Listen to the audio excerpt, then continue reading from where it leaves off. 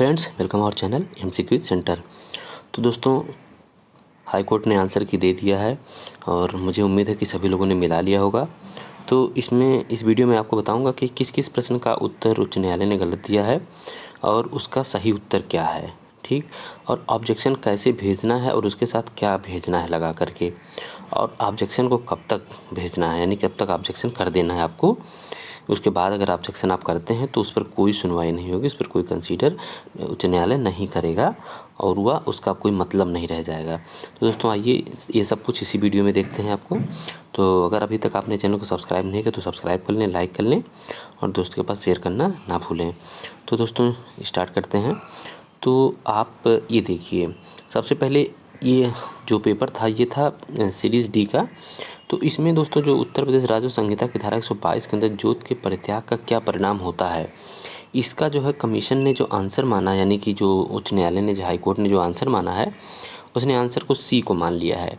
जबकि दोस्तों इसको जो आप देखेंगे तो इसका जो है आंसर होना चाहिए था डी होना चाहिए था, क्योंकि 122 का जो परिणाम है वो सीधे, देखिए मैं आपको दिखाता हूँ कि ये उत्तर प्रदेश राजस्व संहिता से मैंने इसको फ़ोटो खींचा है। तो 122 का देखिए, भूमिधर द्वारा परित्याग, अब परित्याग का 123 में परिणाम दिया हुआ है।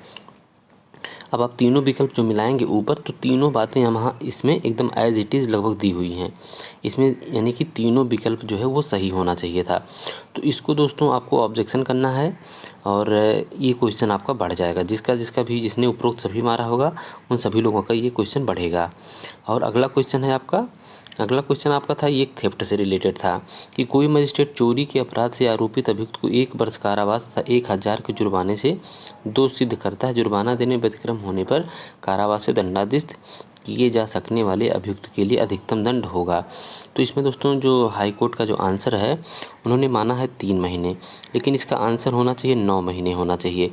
इसको मैं आपको दिखाता हूँ कि इसको सीधे बेयर एक्ट में जो आईपीसी की जो धारा 65 है उसमें सीधे इसने लिखा कि यदि अपराध कारावास और जुर्माना दोनों से दंडनीय हो तो वह अवधि जिसके लिए जुर्माना देने में व्यतिक्रम होने की दशा के लिए न्यायालय अपराधी को कारावासित करने का निर्देश दे।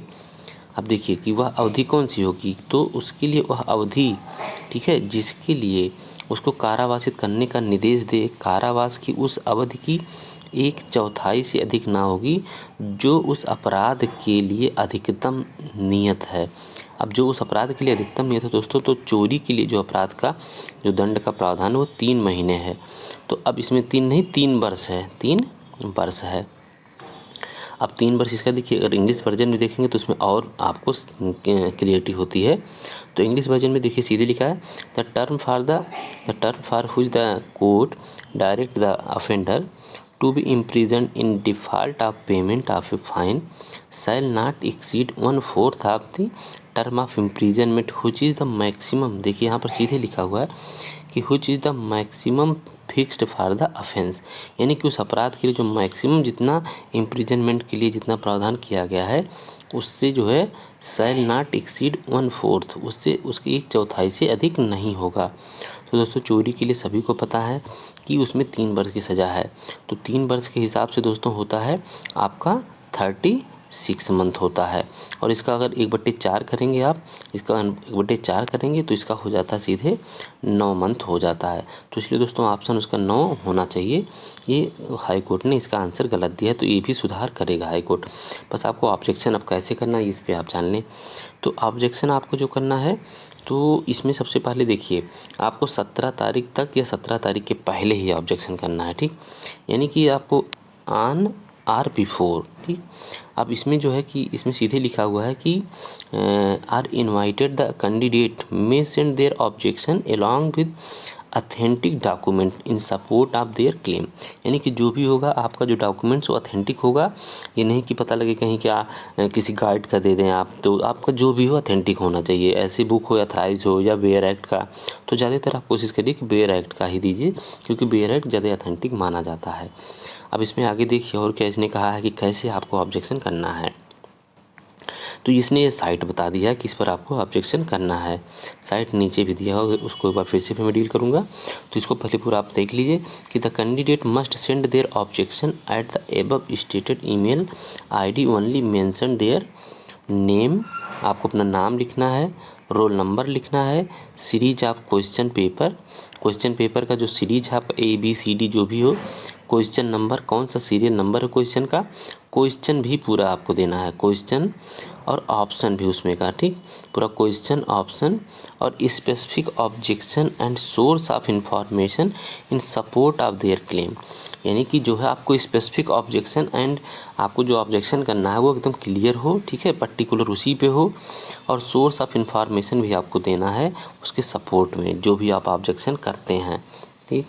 इसमें और चीज़ें आपको ध्यान रखनी है कि the objection if received through any other mode are not substantiated with relevant authentic जो है and legible documents are lacking in any of the desired information are incomplete in any respect are sent at any email ID other than ID provided for the purposes will not be entertained। यानी कि आपको जो करना है कि जिस method में आपको बताया जा रहा है उसी मेथड में करना, उसी ईमेल आईडी पे करना है।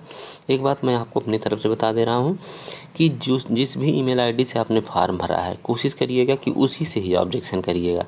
जो भी आपने अपने फॉर्म में ईमेल आईडी मेंशन किया है उसी ईमेल आईडी के थ्रू ही आप इसमें ऑब्जेक्शन करिएगा, और उसी के थ्रू जितना भी आपको ऑथेंटिक जो सोर्स देना है, यहाँ पर हमने आपको बता दिया कि क्या क्या है। आप फिर से देख सकते हैं एक बार नोटिफिकेशन को, जो आपका रिजल्ट है उसी के पहले पेज पर ही ये सब चीज़ें दी गई हैं।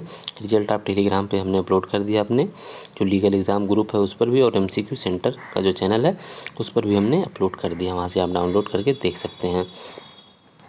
अब इसमें फिर आता है वही चीज़ें कि इसमें जो है कि ऑब्जेक्शन जो है आपको या तो 17 से पहले या 17 को कर देना है, ठीक। उसके बाद का इसमें क्या है कि आफ्टर द लास्ट डेट 17 सितंबर 2021 विल नॉट बी इंटरटेन। यानी कि उसके बाद का जो वो आपको क्या है वो इंटरटेन नहीं किया जाएगा उसके बाद अगर आप भेजते हैं, ठीक। और ईमेल आईडी यहाँ पर देखिए सीधे लिखा हुआ है कि HJS, ठीक, सेल HJS सेल, सीधे हम आपको और बड़ा कर देते हैं इसको। तो HJS आपका स्मॉल लेटर में ये है सब, HJS सेल 2, फिर @ है लिखना है, फिर आपको Allahabad ALLAHABAD Allahabad high court भी आपको साथ में लिखना है सीधे, ठीक, इलाहाबाद हाई कोर्ट .in, इतना ही आपको लिखना, इसी पर सब कुछ आपको भेजना है। तो उम्मीद है दोस्तों आपको समझ में आ गया होगा। तो 2 ही क्वेश्चन का जितना भी हमको फीडबैक मिला सभी लोगों का ये कहना है कि 2 ही क्वेश्चन में गलतियां हुई हैं, और जितने भी क्वेश्चन पे जिन लोगों को शक हो रहा है कि वो गलत हैं तो वो अपने मन से भेज सकते हैं, लेकिन फ़िलहाल 2 ही क्वेश्चन का ज़्यादातर लोगों ने बताया कि इन्हीं पर ही हाई कोर्ट ने अपना आंसर जो है गलत दिया है। तो दोस्तों आज के लिए इतना ही। अगली वीडियो में हम बताएंगे कि आपका रिजल्ट कब तक आएगा और कब तक जो है आपकी परीक्षा होने की मेंस की संभावना है। तो दोस्तों सब्सक्राइब करिए और पुराने वीडियो को जो भी आपको आपके काम लायक है उसको देखते रहिए। दोस्तों नमस्कार, धन्यवाद।